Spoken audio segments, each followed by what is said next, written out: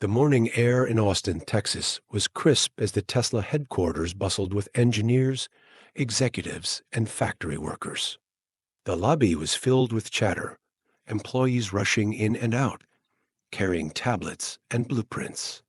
The future was being built here, every second counted. Among those standing near the front desk was Walter Hughes, a 64-year-old mechanic who had spent his entire life fixing machines, pouring his heart into engines, gears, and circuits. His work had been his passion, but that passion had been cast aside when the world moved past him.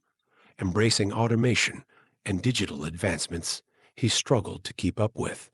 Walter had applied for a position at Tesla's new assembly plant, desperate for one last chance to prove that his skills still mattered. He had been invited for an interview, a miracle, or so he had thought.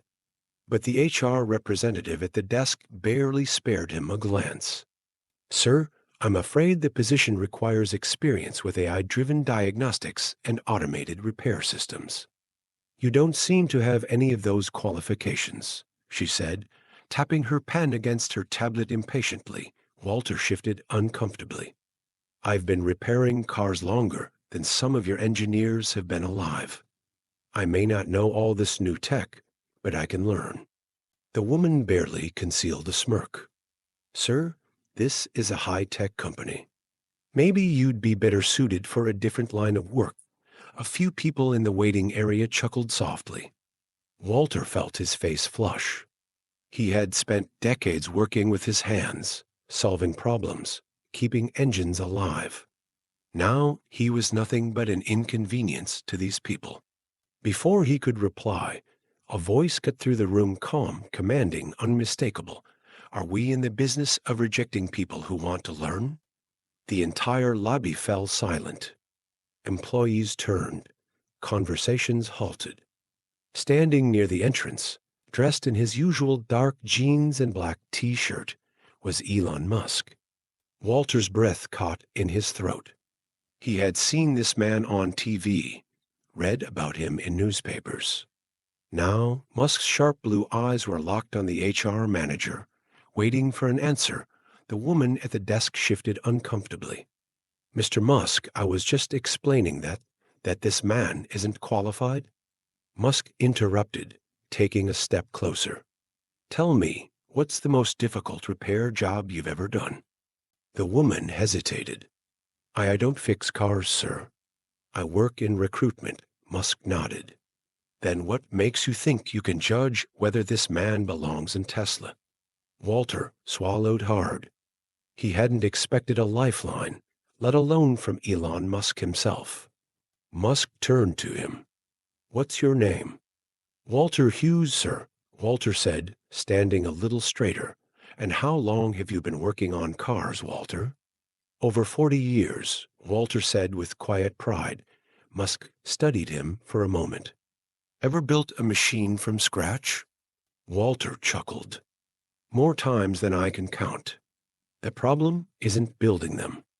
The problem is knowing how to keep them running when things go wrong." A slow smile spread across Musk's face. "That's exactly the kind of person we need," the HR manager paled. "Sir, but the requirements. I set the requirements," Musk said, cutting her off. "And I say Walter deserves a shot." Murmurs filled the lobby. Employees exchanged glances, some nodding in approval, others stunned into silence. Walter couldn't believe what he was hearing. Musk turned to an executive standing nearby. "Get him set up. I want him working in diagnostics. If he has trouble with the software, assign him a mentor. Skill comes from experience, and experience is something no AI can replace."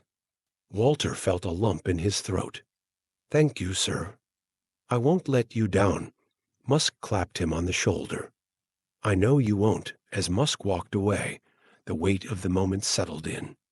The man who was shaping the future had just given him a second chance. That afternoon, Walter walked through the doors of Tesla, not as a rejected applicant, but as a new team member. Months passed. Walter learned the software, the diagnostics, the futuristic tech he once feared.